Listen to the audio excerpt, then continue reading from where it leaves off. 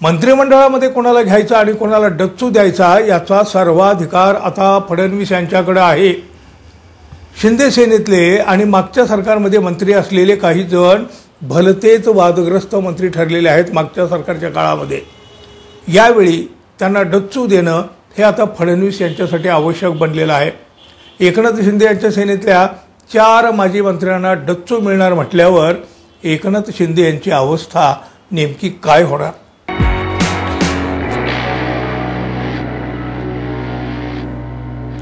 मित्रहो नमस्कार। महायुतीचं सरकार दुसऱ्यांदा आलं। महायुतीतल्या तिन्ही पक्षात एकमेकाच्या विरोधात सुरू असलेलं राजकारण, अंतर्गत राजकारण, कुरघोडीचं राजकारण देखील तितक्याच प्रकर्षानं जाणवलं। फक्त तिघांनीच आता या नव्या सरकारमध्ये सुरुवातीला शपथ घेतलेल्या आहेत आणि बाकीच्यांना अंधारात ठेवलं आणि आता फडणवीस यांचं ठेवणीतलं राजकारण सुरू झालं बघा। एकनाथ शिंदे यांची अवस्था मात्र आता धरलं तर चावतंय आणि सोडलं तर पळतंय अशी करून या फडणवीस मंडळीनं, भाजपानं अशी करून टाकलेले आहेत। आता फडणवीस मुख्यमंत्री आहेत, शिंदे नाही, त्यामुळं निर्णयाचा मोठा अधिकार जो आहे ना तो आता फडणवीस यांच्याकडे आहे। उद्धव ठाकरे यांची शिवसेना फोडून जे कोणी आमदार सोबत आलेले होते त्या सगळ्या आमदारांना काळजीपूर्वक जपण्याचा प्रयत्न एकनाथ शिंदे सातत्यानं करीत आलेले आहेत। पण आता यापुढं देवाभाऊंच्या ओंजळीनं एकनाथ शिंदे पाणी पिणार का? पाणी प्यावं लागणार त्यांना त्यांच्या ओंजळीनं। आणि म्हणूनच कदाचित एकनाथ शिंदे यांच्या सेनेतले अनेक नेते कावरेबावरे झालेले आहेत, अस्वस्थ आहेत। अहो, शिंदे सेनेतले उमेदवार कोण असावेत याचा निर्णय सुद्धा भाजपाने घेतला होता लोकसभेच्या वेळेला। अहो, आता तर मुख्यमंत्री आहेत फडणवीस, त्यामुळं त्यांच्या मंत्रिमंडळात कोण असावं कोण नसावं याचा सगळा अधिकार फडणवीस यांच्याकडे गेलेला आहे। आता बघा, नव्या मंत्रिमंडळामध्ये कोण कोण असणार याची उत्सुकता तशी सगळ्याला आहे, तुम्हाला आम्हालाही आहे। त्यातच तरुणांना जास्त संधी दिली जाईल असं देखील आता बोललेलं जात आहे। शिवाय आधीच्या काही मंत्र्यांचे पत्ते यावेळी कापले जाणार असल्याच्या बातमीने अनेकांना अस्वस्थ केलेलं आहे। विशेष म्हणजे बघा, एकनाथ शिंदे यांच्याच काही मंत्र्यावर आता ही टांगती तलवार आलेली आहे। देवेंद्र फडणवीस हे स्वच्छ प्रतिमेचे मुख्यमंत्री म्हणून ओळखले जातात। अशा वेळी आपल्या मंत्रिमंडळामध्ये वादग्रस्त मंत्री असू नये त्याची देवेंद्र फडणवीस यांच्याकडून पुरेपूर काळजी घेण्यात येणार असल्याचं सांगितलं जात आहे।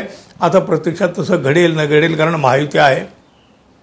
पण समजा असं जरी काही झालं ना, हे असे वादग्रस्त असलेले अधिकाधिक नेते तरी शिंदे सेनेमध्ये आहेत।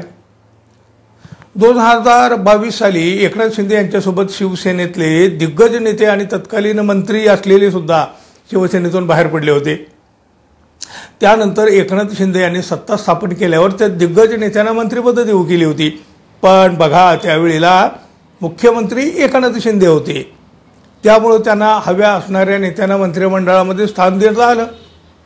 मात्र आता एकनाथ शिंदे हे उपमुख्यमंत्री आहेत, त्यामुळं मंत्रिमंडळात नेमका कोणता समावेश करायचा कोणाचा करायचा नाही याचे सगळे अधिकार आता शिंदे यांच्याकडं नाहीत। आता सगळे अधिकार हे फडणवीस यांच्याकडे आहेत। अहो, शिवसेनेमधून कोणाला मंत्रिपद द्यायचं याचा निर्णय जरी एकनाथ शिंदे घेणार असले तरी बघा, त्यावर अंतिम शिक्कामोर्तब हे देवेंद्र फडणवीस यांच्याकडूनच होणार आहे। अशा वेळी शिवसेनेतील काही नेत्यांना पुन्हा मंत्रिपद मिळणार नसल्याची चर्चा देखील आता होऊ लागली आहे। यामध्ये बघा, एकनाथ शिंदे यांच्या शिवसेनेतले म्हणजे मागच्या सरकारमध्ये मंत्री असलेले अब्दुल सत्तार, दीपक केसरकर, झालंच तर तानाजी सावंत आणि ते संजय राठोड या 4 नेत्यांची नावं सगळ्यात आघाडीवर आहेत आणि त्यांचा पत्ता आता फडणवीस कट करू शकतात। अब्दुल सत्तार हे महाविकास आघाडीमध्ये मंत्री असताना बघा, भाजपच्या नेत्यांनी या सत्तार यांच्यावर बऱ्याचदा टीका केली, अगदी टोकाची टीका केलेली आहे। अशा वेळी आता देवेंद्र फडणवीस हे आपल्या मंत्रिमंडळामध्ये सत्तारांना कितपत स्थान देतात हे पाहणं तर महत्त्वाचं आहे।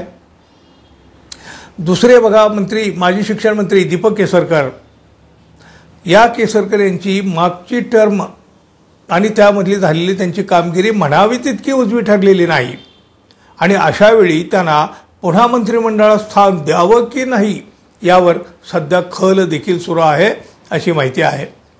म्हणजे याचाच अर्थ काय की त्यांचा देखील पत्ता कट होऊ शकतो. मागच्या सरकारमध्ये सगळ्यात वादग्रस्त ठरलेले मंत्री म्हणजे तानाजी सावंत. हे तानाजी सावंत त्यांच्या पहिल्या टर्मपासूनच वादग्रस्त मंत्री म्हणून ओळखले जातात.